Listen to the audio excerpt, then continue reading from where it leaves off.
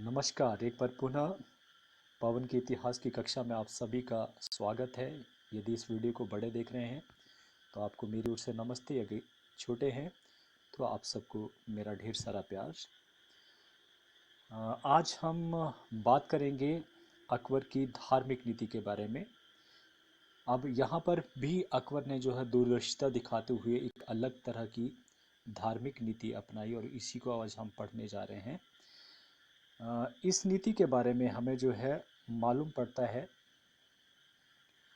कुछ विदेशी यात्री जो है जिन्होंने अपने वृत्तांत में इस बात का जिक्र किया, उनमें नाम आता है अबुल फजल फैजी और बंदाइयो। ये विदेशी यात्री थे जिन्होंने जो है अपने वृत्तांत में अकबर की धार्मिक नीति के बारे में लिखा है। और अकबर ने जिस धार्मिक नीति को अपनाया उसका नाम था सुलह-ए-कुल। सुलह-ए-कुल जो है नीति क्या थी, ये इसका अर्थ हुआ, इसका जो मीनिंग है वो है कि सभी धर्मों के लोगों के साथ सहिष्णुता की नीति अपनाना। सभी धर्मों के साथ या लोगों के साथ सहिष्णुता की नीति या उसका व्यवहार जो है अपनाना, उसे कहा गया सुलह-ए-कुल। अब इस नीति को जो धार्मिक नीति उन्होंने अपनाई सुलह-ए-कुल, उसके अपनाने के पीछे जो है कारण थे। ठीक उसी प्रकार से जैसे उन्होंने राजपूत नीति जो है अपनाई, उसके पीछे कारण था राजपूतों से सहयोग लेना या अपने साम्राज्य को विस्तृत करना। ठीक उसी प्रकार से या इस नीति के पीछे कारण भी कुछ मिलते जुलते ही ऐसे कारण रहे हैं। पहला जो कारण रहा वो है विरासत का प्रभाव।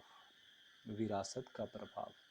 बाबर और हुमायूं ने अपने राज में कभी भी धर्म को हावी नहीं होने दिया, प्रभावी नहीं होने दिया। उसके पीछे कारण क्या था कि बाबर, जैसे हमने कल पढ़ा था कि बाबर और हुमायूं जो है वो कट्टर सुन्नी मुसलमान होते हुए भी कट्टर नहीं थे।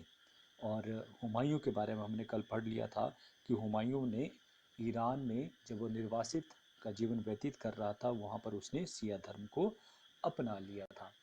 तो इस प्रकार से, या बाबर की बात करें, उनको भी जो है कट्टर सुन्नी होते हुए भी वो उतने कट्टर नहीं थे। तो इन दोनों का जो विरासत में जो प्रभाव था, या इसके अलावा और भी बात करते हैं, उनके गुरु की बात करते हैं जिनका नाम था अब्दुल लतीफ़। अगर यहाँ भी देखते हैं तो यहाँ पर भी जो अब्दुल लतीफ़ हैं या फिर उनकी माता हमीदा बानो हैं, उनका भी जो है उनका उनका विरासत की तरह जो उनका व्यक्तित्व का उनके ऊपर प्रभाव पड़ा, क्योंकि ये दोनों ही व्यक्ति जो है सिया को मानने वाले थे। तो ये इनका प्रभाव भी जो है पढ़ने के कारण भी उन्होंने इस नीति को, सुलह-ए-कुल नीति को अपनाया। इसके अलावा और भी कारण है कि इस नीति को क्यों अपनाया, थोड़ा सा, क्योंकि इसी से संबंधित अभी रह गया है, वो है अब्दुल लतीफ़ की, मैंने गुरु की इनकी बात आपके साथ कर दी। इसके अलावा जो है इनका इस प्रकार से अकबर का जो है सहिष्णु होना या उदार नीति को अपनाने के पीछे जो प्रेरणा थी, वो लगभग ये सभी थे, जिसमें बाबर भी शामिल है, हुमायूं भी है, उनके पिता भी हैं, उनके गुरु अब्दुल लतीफ़ भी हैं, या हमीदा बानो उनकी माता भी हैं। ये सभी जो है, सभी के सभी उनके लिए जिम्मेदार थे इस नीति को अपनाने के कारण, क्योंकि बाल्यावस्था में या बड़े होते हुए इन लोगों का इसके जीवन पर प्रभाव था। इसी कारण जो उन्होंने इस नीति को अपनाया। इसके अलावा दूसरा और जो कारण रहा था वो था बाल्य अवस्था की पृष्ठभूमि। ये भी हमने कल पढ़ा था कि अकबर जब 6 वर्ष के थे, सॉरी 8 वर्ष तक, इनका जो लालन पालन था वो एक राजपूत रियासत में जो है मध्य प्रदेश में हुआ था। और इनके जो दोस्त थे वो भी जो है राजपूत ही थे, मतलब हिंदू ही थे। तो इस प्रकार से हिंदुत्व की जो छाप थी वो अकबर के मन में बचपन से ही बैठ गई थी। तो इस प्रकार से उनके प्रति या हिंदुओं के प्रति उसका जो नज़रिया था वो बचपन से ही बदल गया था। बाल्यकाल से ही उसकी पृष्ठभूमि हिंदू के प्रति जो है वो अलग हो चुकी थी, कट्टर मुसलमानों की तरह नहीं थी। उसके बाद बाल्यावस्था के बाद बात करेंगे कि उसका हिंदू पत्नियों का प्रभाव, ये भी इम्पोर्टेंट है। इसके बारे में भी हमने कल बात कर ली थी कि उसने इस धार्मिक नीति को इसलिए अपनाया, सुलह-ए-कुल को इसलिए अपनाया, क्योंकि अकबर ने कई हिंदू महारानियों से जो है वो विवाह संबंध जो है वो स्थापित किए थे, जो हिंदू राजकुमारियाँ थीं। जिसमें से हमने कल बात की थी। एक तो आमेर हुआ, आज का आधुनिक जो है वो अजमेर, और यहाँ बीकानेर। तो इनकी जो राजकुमारियाँ थी, यहाँ की राजकुमारियाँ थी, उनके साथ उन्होंने विवाह संबंध स्थापित किए। तो इन पत्नियों के आने से जो उनका हिंदुओं के प्रति जो दृष्टिकोण था वो और भी मुलायम हो गया। और इन्होंने कभी भी, ये माना जाता है कि उन्होंने कभी भी जो है, यहाँ पर अगर मैं पिक्चर दिखाऊं तो ये जोधाबाई की पिक्चर है जो जोधपुर की रहने वाली थी। तो इस प्रकार से इनका प्रभाव जो है वो पति पर होना स्वाभाविक था। तो इस कारण भी उन्होंने जो है वो सुलह कुल की रीति अपनाई। सुलह कुल का मतलब सभी धर्मों के प्रति जो है एक तरह से व्यवहार करना, या उनके पास सहिष्णुता की नीति अपनाना। एक और हमने बात कर रहे हैं यहाँ पर, वो है अबुल फजल और फैजी का प्रभाव। अबुल फजल और फैजी थे, ये इनके गुरु रहे हैं। और इसके अलावा इनके जो संरक्षण करने वाले थे जिनका नाम था बैरम खां, ये सभी के सभी जो है वो सूफ़ी और इसके अलावा सिया का इनके ऊपर जो वो बहुत प्रभाव था। तो इसलिए भी जो है इन्होंने जो दूसरे धर्मों के प्रति जो है वो आदर जो है वो रखा, या उनके प्रति सहिष्णुता की नीति अपनाई, ये इसके पीछे कारण था। इसके अलावा एक और कारण की बात करते हैं, वो है कि साम्राज्यवादी उद्देश्यों का प्रभाव। साम्राज्यवादी उद्देश्य का प्रभाव। अकबर के मुख्यतः जो है 3 साम्राज्यवादी उद्देश्य थे, जो कल भी हमने इसके बारे में बात कर ली है। क्या क्या उनका साम्राज्यवादी जो है वो मतलब उनके अंदर उद्देश्य थे लेकर। पहला था कि वो मिर्जाओं अफगानों के जो विद्रोह थे उनको कुचलना चाहता था, क्योंकि सबसे उनको दिक्कत क्या थी कि जैसे ही अकबर की मृत्यु होती है 24 में, तो मृत्यु होने के पश्चात जो सबसे पहले उनको जो रोड़े अटकाए गए या उनके आगे बाधा बनकर आए, वो थे उज्बेक, मिर्जा और अफगान। इन्होंने विद्रोह जो है वो किए अकबर के विरुद्ध हुमायूं के मरने के इमीडिएटली बाद। तो इस प्रकार से जो है इनके विद्रोह को कुचलना वो चाहते थे। दूसरा, ये था उनका साम्राज्यवादी उद्देश्य की बात हम कर रहे हैं। दूसरा जो था वो था कि मुगल साम्राज्य का वो विस्तार करना चाहते थे, क्योंकि उनको केवल एक छोटी सी रियासत कालानौर की मिली थी। उसके बाद उनको सभी जितने सरदार थे या अफगान थे, उज्बेक थे, इन्होंने उनसे वो छीन लिए थे प्रदेश। तो इस प्रकार से ये दूसरी। और तीसरा उनका था, वो था साम्राज्य में शांति और स्थिरता बनाए रखना। ऐसा राज्य स्थापित करना जहाँ पे शांति भी हो और स्थिरता भी हो, लंबे समय तक वो शासन भी कर सके। अब ये 3 उद्देश्य उनके तभी पूरे हो सकते थे जब वो यहाँ की जो सबसे ताकतवर लोग थे या जो कौम थी वो थे राजपूत, उनको अपने साथ मिला ले। और ये तभी हो सकता था अधिक जब वो उनके साथ जो है धार्मिकता, उदारपूर्ण धार्मिक नीति को अपनाए। ये उदारपूर्ण धार्मिक नीति तभी इसीलिए जो है अपनाई गई सुलह कुल, क्योंकि उसे अपने ये 3 मकसद जो है वो पूरे करने थे। तो इस प्रकार से ये जो कारण रहे कि अकबर ने जो है वो क्या नाम, एक सुलह कुल की नीति जो है वो अपनाई। अब सुलह कुल की नीति अपनाई। अब इसके बाद हम बात करेंगे धार्मिक नीति के प्रभाव, कि इसके प्रभाव क्या क्या रहे। जो है प्रभाव में पहला जो आता है वो आता है, क्योंकि मैं ज़्यादा इसके ऊपर कहना नहीं चाहूँगा, क्योंकि हमने जो राजपूत नीति पढ़ी है उसमें से मिलते जुलते ही सारे के सारे जो ये आते हैं, आप इसको बड़े आराम से कर पाएंगे। पहला जो है वो है राजपूतों का समर्थन। और राजपूतों का समर्थन ये साम्राज्य का विस्तार के लिए जो वो करना चाहते थे, और इसका प्रभाव हो गया। धार्मिक नीति अपनाने, सुलह कुल की नीति अपनाने के बाद जो है राजपूतों का समर्थन उसे प्राप्त हो गया, और उनके सहयोग के बाद उनका जो उद्देश्य था वो था साम्राज्य का विस्तार करना, वो हो गया। तो ये इसका प्रभाव पहला रहा, किसका, धार्मिक नीति अपनाने का पहला प्रभाव। दूसरा प्रभाव क्या हुआ कि दीन ए इलाही, ये जो धर्म स्थापित किया था अकबर के द्वारा, साम्राज्य में सद्भाव और समन्वय स्थापित करने के लिए उन्होंने दीन ए इलाही। ये दीन ए इलाही धर्म क्या था? ये भी सुलह कुल का ही एक निकला हुआ जो है रूप था। जब उन्होंने विभिन्न धर्मों के लोगों को जो है अपने पास बुलाया, उनसे अच्छी बातें जो है सीखी, अच्छी बातों को अपने धर्म में मिला लिया, एक नया धर्म ईजाद किया अच्छी बातों को कलेक्ट करके, उसे कहा गया दीन ए इलाही, जिसमें हिंदुओं की भी कुछ बातें थी, कुछ मुसलमानों की, कुछ ईसाइयों की, कुछ सिखों की थी। तो इस प्रकार से क्या हुआ कि इसका प्रभाव ये हुआ कि साम्राज्य में सद्भावना का विकास हुआ, समन्वय जो स्थापित हुआ।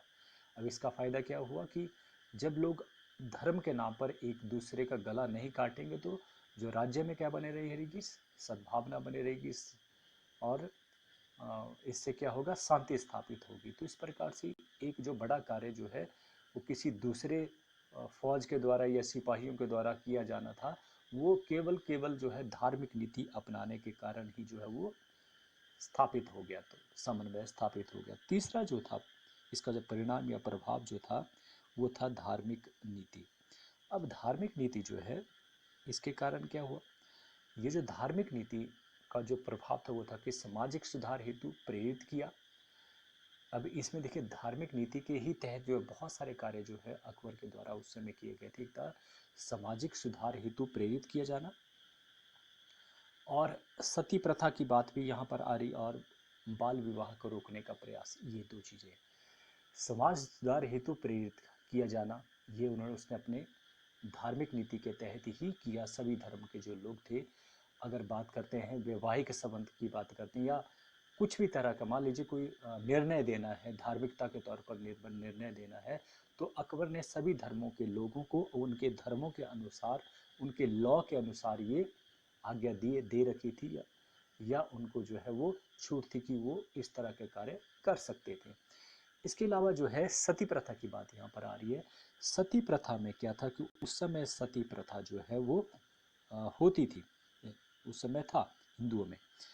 तो लेकिन जो है अकबर अच्छी तरह से जानता था कि सती प्रथा जो है कितनी खराब है, इसलिए उसने क्या किया, उस सती प्रथा को जो बंद तो कर, बैन लगा दिया एक तरह से, लेकिन उसने एक चीज़ उसमें रहने दी, साथ में जोड़ के रखी, वो थी कि सती प्रथा उस व्यवस्था में रहेगी जब सती होने वाली जो औरत है वो खुद अपनी इच्छा से सती हो रही है। उस स्थिति में अकबर का लॉ जो है वो, या नियम जो बनाया गया था इसके विरुद्ध, वो नहीं चलता था। ठीक है, तो इस प्रकार से हिंदू की बात भी रहने दी, और एक तरह से उसने जो गलत प्रथा आ रही थी उसको सख्ती से दबाने की कोशिश भी की। तो दोनों ही लोग जो उसमें शामिल थे, जो लोग जो है हिंदुत्व के रूढ़िवादी थे, उनके लिए भी उसने जो है रहना दिया कि अगर हाँ ठीक है, अगर वो करना चाहती तो उसकी इच्छा से वो कर सकती है। फिर बाल विवाह की भी बात, उस समय छोटे ही आयु में जो विवाह करने की प्रथा थी हिंदुओं में, थाली में ही जो विवाह, जैसे ही वो जन्म लेते थे उसके 1-2 महीने में उनकी शादियाँ जो कर दी जाती थी, या उसी टाइम जो शादी कर दी जाती थी। तो ये कि इसका जो बुरा जो प्रभाव था उसके बारे में भी अकबर को जो मालूम था, इसलिए उसने क्या किया कि एक आयु सीमा निर्धारित की गई। लड़कों के लिए जो है वो लड़कियों के लिए निर्धारित की गई 14 वर्ष, और लड़कियों के लिए निर्धारित कर दी 16 वर्ष। तो इस प्रकार से जो है ये निर्धारण जो है वो कर दिया गया। मैंने थोड़ा उल्टा बोल दिया शायद, लड़कियों के लिए 14 और लड़कों के लिए 16 वर्ष। तो ये जो है इसी धार्मिक नीति के तहत जो है वो किया गया। चौथा जो था ये, वो था संवित संस्कृति, मतलब सभी धर्मों को मिलने से एक संस्कृति बनी, ये भी जो है इसका प्रभाव रहा। पांचवा है वो है इबादत खाना के माध्यम से सत्य जानने का प्रयास किया। अतः अकबर ने जो है 318, ये याद रखने वाली, मैंने इसलिए इसको साथ जोड़ दिया ताकि आपको एक और घटना जो है वो याद आए। वो है कि इसके पश्चात, सुलह कुल के स्थापना के पश्चात जो है 318 वर्षों के पश्चात जो है 1893 ईस्वी में शिकागो में विश्व धर्म सम्मेलन की स्थापना की गई थी। विश्व धर्म सम्मेलन का मतलब है जहाँ पर अलग अलग धर्म, विश्व के अलग अलग धर्मों से लोग आए थे, और अपने अपने सिद्धांतों को, अपने अपनी बातों को जो रखा गया था उसमें स्वामी विवेकानंद भारतवर्ष की तरफ से गए थे। लेकिन यहाँ पर अकबर ने भी जो है ठीक उसी प्रकार से सुलह कुल जो था वो इसी प्रकार का विश्व धर्म सम्मेलन था। यहाँ विश्व नहीं था, लेकिन उसके जो साम्राज्य था उसके अंदर जो धर्म था, उनके जो बड़े लोग थे उस धर्म को मानने वाले, उनको या जो गुरु थे उनके सम्मेलन को उसने बुलाना शुरू किया था इसी धार्मिक नीति के तहत, और उसे कहा गया सुलह कुल। तो ये पढ़ा हमने सुलह कुल के बारे में या उसकी धार्मिक नीति के बारे में। और दीन इलाही धर्म सुलह कुल के कारण ही स्थापित हुआ था, तो ये बात आपने याद रखनी है। अब हम बात करेंगे वो है अकबर की महानता के कारण। देखिए इसके बारे में जब आप हायर एजुकेशंस करेंगे तो वहाँ पर आपको बहुत क्रिटिक्स जो है इस बात के ऊपर मिलेगा। ऐसे भी अगर आप जो है नेट में डालेंगे तो आपको बहुत सारे क्रिटिसाइज जो है वो अकबर की महानता के बारे में मिलेंगे। हाँ, ये कहा जा सकता है कि जिस तरह से किताब में उनकी महानता का वर्णन किया गया है, शायद थोड़ा सा उसमें जो है वो मुझे ये लगता है कि उसमें थोड़ा बहुत जो है वो संशोधन होना आवश्यक है, क्योंकि उन्होंने बहुत सारे, ये नहीं कहा जा सकता कि अकबर ने उसकी महानता उस मायने में ज़्यादा जो है नज़र आती है तब जब जो है उसके आगे और जो पीछे के जो शासक हुए उनके कार्यों के बारे में अगर हम पढ़ते हैं तो ज़्यादा फिर जो है उनकी महानता जो है वो नज़र आती है।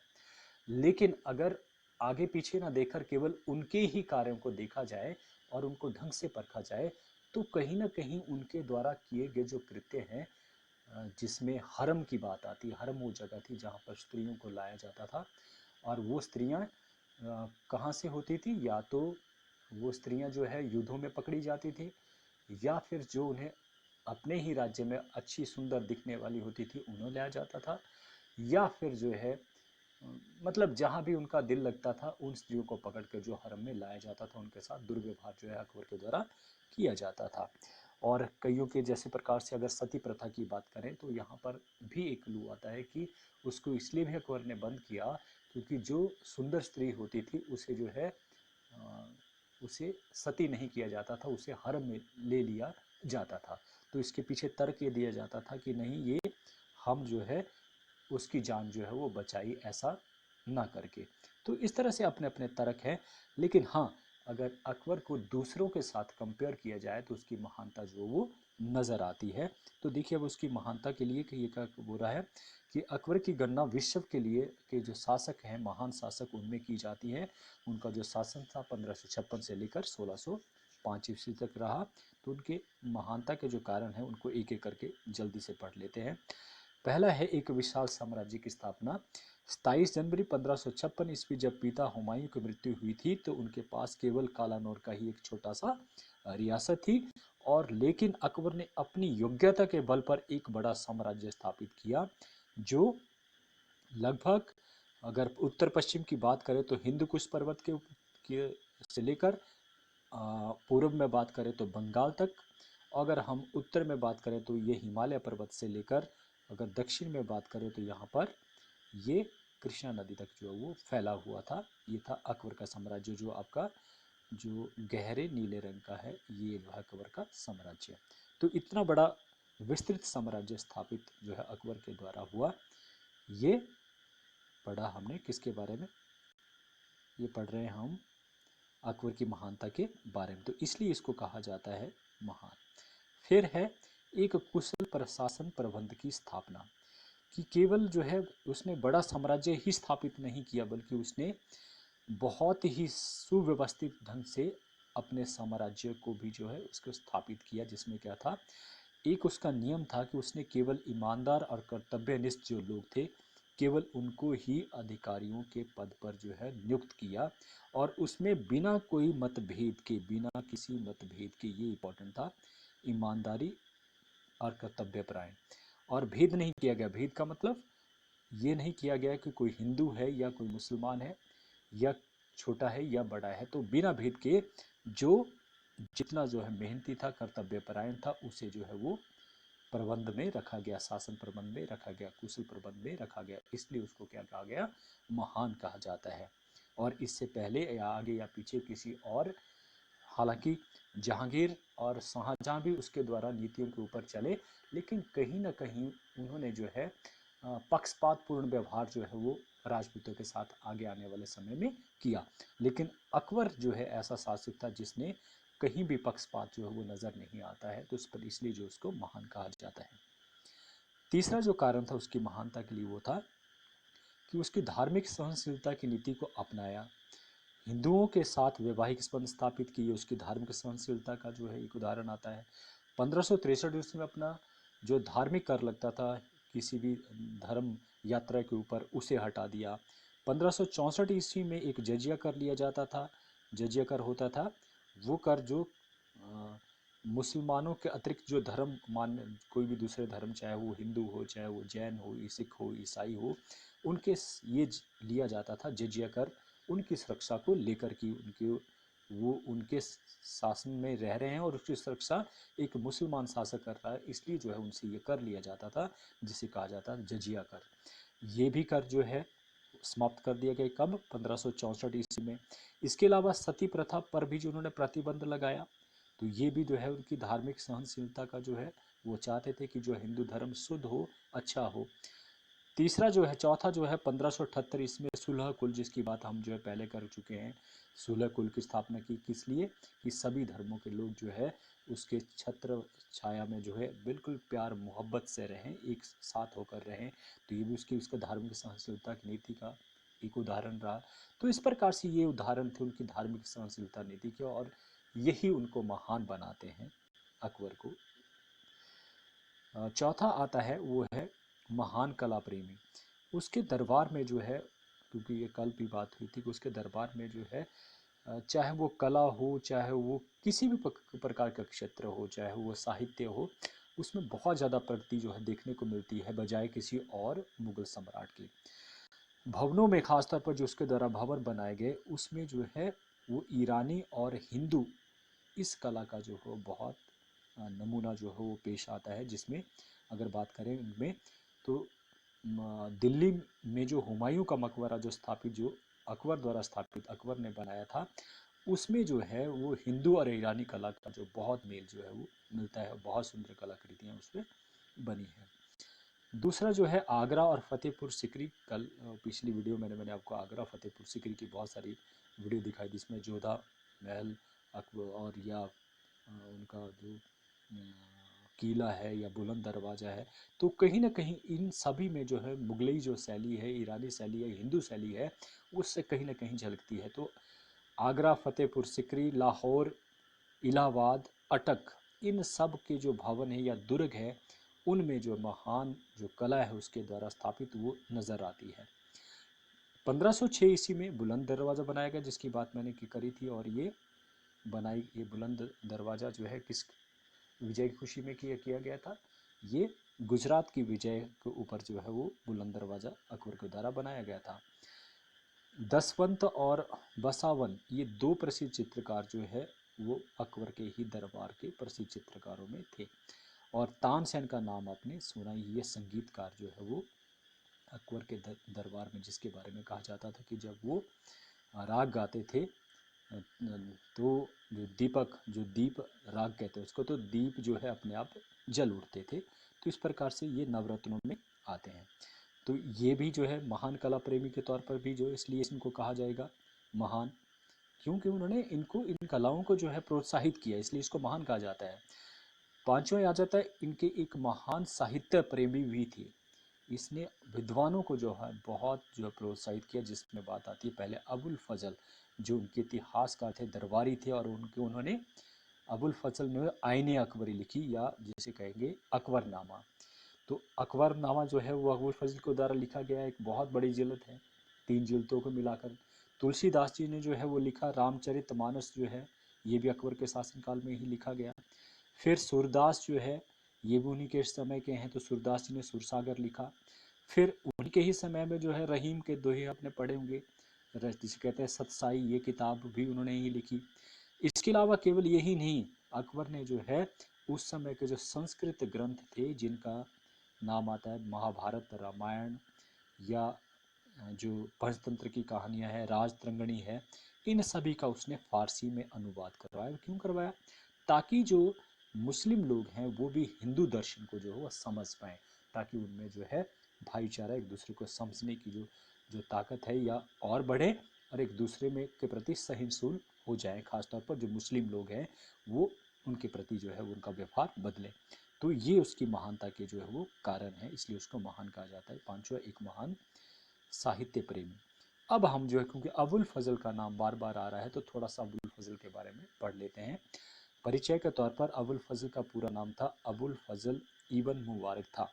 इसका जो संबंध है वह अरब के हिजाजी परिवार से था और इनका जन्म 14 जनवरी 1551 ईस्वी में हुआ था। और अबुल फजल ने अकबर एम आईने अकबरी जैसे अकबरनामा और आईने अकबरी जैसी जो प्रसिद्ध पुस्तकें लिखी, इसलिए अबुल जो फजल है वो नवरत्नों में गिने जाते हैं। नवरत्न, अकबर के दरबार में 9 ऐसे लोग थे जिनके लिए अकबर को जो फ़क्र होता था, तो उनमें नाम जो अबुल फजल का भी आता है।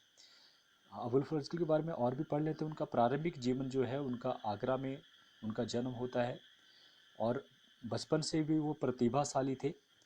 उनके जो पिता शेख मुबारक थे, उनकी शिक्षा का उन्होंने काफ़ी अच्छा प्रबंध किया और वे एक कुशल समीक्षक विद्वान की तरह उन्होंने ख्याति जो अर्जित की। कुशल समीक्षक, समीक्षा करने वाले होते हैं कि कोई भी किसी भी एक विषय के ऊपर वो अपना अपना जो है वो नज़रिया पेश करेंगे, तो उसमें उनको एक कुशलता हासिल थी। तो 20 वर्ष की आयु में ही वो शिक्षक बन गए थे। आप सोच सकते हैं, केवल मात्र 20 वर्ष की आयु में ही वो शिक्षक हो गए थे, इतनी विद्वता उनमें थी। 1573 ईस्वी में उनका प्रदेश अकबर के दरबार में हुआ पहली बार। 1573 ईस्वी में पूछा जा सकता है कि कब जो है अबुल फजल जो है अकबर के दरबार में आए थे। वो आए थे 1573 ईस्वी में। और कहते हैं कि अपने प्रतिभा से और अपनी तर्क निष्ठा से जो है अकबर के वो बहुत चहेते हो गए और शीघ्र ही अकबर के एक के बाद एक पैदाइन के ऊपर वो बढ़ते चले गए और बाद में वो प्रधानमंत्री के ओहदे तक पहुंच गए अपनी काबिलियत के द्वारा। तो यहाँ पर अबुल फजल की मैंने पिक्चर्स भी आपको लगाई है। अब थोड़ा सा और उनके बारे में पढ़ लेते हैं। अबुल फजल का इतिहास लेखन के बारे में, महान राजनेता भी थे। देखिए उनकी खूबियाँ जो क्या थी, महान राजनेता के तौर पर भी, राजनयिक के तौर पर भी, और एक सैन्य जनरल के तौर पर भी जो है इनको, केवल इसीलिए नहीं, इसके अलावा एक महान लेखक भी हुए। तो इसलिए उनको जो है वो इतिहास आज याद करता है। खासकर उनकी जो ख्याति तब बढ़ गई थी जब उन्होंने अकबरनामा को लिखा था और उसमें आईने अकबरी जो है रचना भी शामिल की गई थी। तो इस प्रकार से इनके कारणों से आज भी, क्योंकि ये इतनी बड़ी पुस्तक है कि इसको जब पढ़ा जाता था तो लोग जो है इस किताब को पढ़कर जो है हैरान रह जाते हैं, उस समय में इस किताब को लिखा गया। तो इस प्रकार से इनका इतिहास में नाम जो है इस किताब की वजह से ही आता है। अब पढ़ लेते हैं उनके द्वारा लिखित किताब जिसका नाम था अकबरनामा। अकबरनामा का जो शाब्दिक अर्थ हुआ वह अकबर की कहानी। इसे अबुल फजल के द्वारा लिखा गया और इसने अकबर के जीवन के काल का बहुत ही सुंदर वर्णन जो है वो किया गया है। इसके 3 जिल्दें हैं, 3 अलग अलग जो है वो कंटेंट है, कंटेंट नहीं बोलेंगे, जैसे यूनिट बोलते हैं, यूनिट बने आपके जिल्द। तो 3 जिल्दों में अलग अलग जो है ये, जैसे एक किताब हुई, दूसरी और तीसरी, ये तीनों को मिलाकर ही अकबरनामा बनता है। तो अब ये तीनों जो है वो क्या क्या है, पहली जो जिल्द के बारे में पढ़ लेते हैं हम। जो पहली जिल्द है वो आदम से लेकर जो है वो हुमायूं तक का इतिहास उसमें शामिल है। आदम क्या हुआ, आदमी जब जो है वो धरती पर आया उसे आदम कहा गया। तो हुमायूं तक का जो इतिहास है वो उस प्रथम जिल्द में जो आता है। क्या क्या आता है, सृष्टि की रचना कैसे हुई, या फिर जो है हमारे पूर्वज कैसे थे, कौन थे, कैसे पैदा हुए उनके बारे में, या फिर जो विभिन्न धर्म हैं या उनके बारे में, और फिर जो है इसके अलावा पैगंबर कौन हुए उनके बारे में।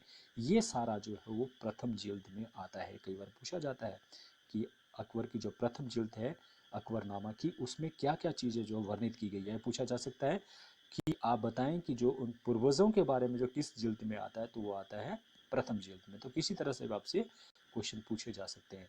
दूसरी जो जिल्द आती है वो आता है, उसमें अकबर सिंहासन से 1601 ईस्वी तक जो है का समय जो है, वो सारी बातें जो है वो द्वितीय उसमें इस जिल्द में लिखी गई। अकबर के सिंहासन को प्राप्त करने के बाद 1601 ईस्वी, देखिए सिंहासन उन्होंने प्राप्त किया 1524 ईस्वी में, और 1601 सॉरी 56 ईस्वी में 1556 ईस्वी में 24 जनवरी 1556 ईस्वी को, और उसके पश्चात 24 को उनका जो है वो राज्याभिषेक किया गया था कालानौर में। तो इस पर का उसके बाद 1601 ईस्वी तक 1605 ईस्वी तक उन्होंने शासन किया। तो उनका जो वर्ण केवल 1601 तक जो है वो द्वितीय जिल्द में आता है, और जो तृतीय जिल्द है वहाँ जो है आता है, उसमें जो तीसरा पार्ट है उसे कहा जाता है आईन ए अकबरी। याद रखना है, आईन ए अकबरी जो है वो तीसरी जिल्द का नाम रखा गया है, आईन ए अकबरी। इसमें क्या आता है, अकबर द्वारा जो प्रशासनिक पद्धति थी, कैसे वो प्रशासन चलाता था, उनके नियम क्या थे, भू राजस्व जो प्रणाली क्या थी, ये हिंदू सूफी या फिर जो है दर्शन क्या, हिंदू सूफी दर्शन क्या था, अकबर की कहावतें जो है हम पढ़ते हैं, हम जो है बीरबल और के बारे में, वो भी उसमें शामिल है। और फिर इसके अलावा जो है अंत में जो है अबुल फजल की अगर जीवनी का आत्मकथा पढ़ने तो वो भी तृतीय ही जिल्द में आती है। तो ये पढ़ा हमने, आईने अकबरी तो हो गया, साथ में जो है पूरा अकबरनामा हो गया 3 जिल्दों के साथ। तो अगर पूछा जाए तो आईने अकबरी क्या है, तो आप बताएंगे कि ये अकबरनामा का ही तीसरा भाग है जिसे आईने अकबरी कहा जाता है, और इसमें प्रशासनिक पद्धति से लेकर जो है अबुल फजल की आत्मकथा तक जो है वो लिखी गई है। तो ये जो किताब है, ये अकबर के बारे में जानना हो तो सबसे ज़्यादा जानकारी जो है अबुल फजल की इन अकबरनामा से ही मिलता है। तो आज हम जो पढ़ा वो सारा यहीं से हमने लिया है। अंत में आज मैं फिर से एक लाइन आपको कहना चाहूँगा, अच्छा दिखने के लिए मत जियो, बल्कि अच्छा बनने के लिए जियो। ये मैं इसलिए देख रहा हूँ क्योंकि मैं जब भी बच्चों को देखता हूँ, बहुत सारे बच्चे जो है मोबाइल लिए घूमते हैं, और ऐसा लगता है दिखावे का जीवन, अपने आप को बाल कुछ किस तरह से किए हैं, कोई कपड़े पहनने का तरीका नहीं। तो अच्छा दिखने के लिए मत जियो, ये बड़ा इम्पोर्टेंट है। आज शायद आप इस चीज़ को नहीं समझ पाएंगे, सोचेंगे, बहुत सारे गालियाँ भी देंगे कि ये पागल हो गया हमारा सर, लेकिन हकीकत आप तब समझेंगे जब आप जो है 40 के पास पहुँचेंगे, आसपास पहुँचेंगे, और थोड़ा सा उसके आगे का जीवन जिएंगे, फिर आपको समझ आएगी बहुत अच्छी तरह से। लेकिन अगर आज आपको ये समझ आती है, मैं ये इसलिए कह रहा हूँ, अगर आपको आज ये समझ आ जाती है तो शायद आपके जो आदर्श हैं, उन आदर्शों पर आपके जो आने वाली जनरेशन्स हैं वो भी चलना चाहेंगी, क्योंकि जो आदर्श हम फिट करते हैं, आज चलते हैं, आज करते हैं, उन्हीं के नक्शे कदमों पर जो है वो आने वाली पीढ़ी भी चलती है। जो दृश्य दिखाया गया है चलने का पाँव, तो मतलब अगर आपके पाँव अच्छे मार्ग पर चलते हैं, अच्छे रास्ते की तरफ जो है वो जाते हैं, तो आपके जो बच्चे हैं वो भी अच्छे रास्ते की तरफ ही जाएंगे। तो इसलिए बेहतर है ज़िंदगी में नियम अपना लो कि अच्छा दिखने के लिए मत जियो, तुम ऐसे जियो कि तुम्हें जो है अच्छा बनने के लिए जीना पड़े। एक एग्जांपल देना चाहूँगा, मेरी एक बार जो है वो ट्रेनिंग जो है वो होती है राजस्थान में, और ये गर्मियों के दिन थे। मुझे कहा गया कि भाई मत जाओ, समय भी ठीक नहीं है, गर्मियों का दिन है और राजस्थान जाना है, और वहाँ पे कुछ दक्षिण भारत के भी लोग आते हैं, सुबह उठेंगे, कुछ वो ऐसे नज़र आएंगे, धोती पहने, फलाना वो सो। तो मैंने उनकी परवाह नहीं करते हुए वहाँ पर मैं जाता हूँ।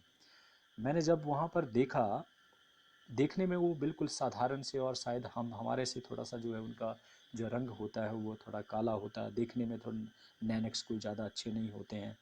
तो लेकिन जब वो बोलते हैं ना, जब उनका आवाज़ निकलती है मुंह से, और जब आप उनको सुनते हैं तो पता चलता है कि वो और हमारे में कितने दिन रात का फ़र्क है। वो जो कहते हैं वो हर एक शब्द जो है उनकी अंदर की अच्छाई को बयान करता है, और उनके उज्जवल भविष्य को दिखाता है। वो हमारे से जो है, तभी तो कहते हैं कि जो उत्तर भारत में एक ग्रेजुएट और दक्षिण भारत में एक 5 पास इक्वल होते हैं। तो समझ सकते हैं कितने इंटेलिजेंट होते हैं, कितने सिंपल होते हैं। हर एक चप्पल पहनता है, एक जो उसके पास जो है कपड़ा होता है, वो निचले वाले भाग पर ऊपर बनियान होती है, सिर्फ यही कपड़े उनके बदन पर होते हैं, क्योंकि दक्षिण भारत में गर्मी होती है। कभी भी दिखावे का जीवन नहीं जीते हैं, तो इसलिए बेहतर है, मैं जो एग्जाम्पल के साथ आपको दिया उसे ज़रूर याद रखना। ये शिक्षा सबसे ज़्यादा इम्पॉर्टेंट है। तो बेहतर है आज भी आपने मुझे ध्यान से ही सुना होगा, इसके लिए आप सभी का धन्यवाद। फिर अगले उसमें फिर से मुलाकात होगी, तब तक के लिए आपसे अलविदा चाहते हैं। पुनः थैंक यू।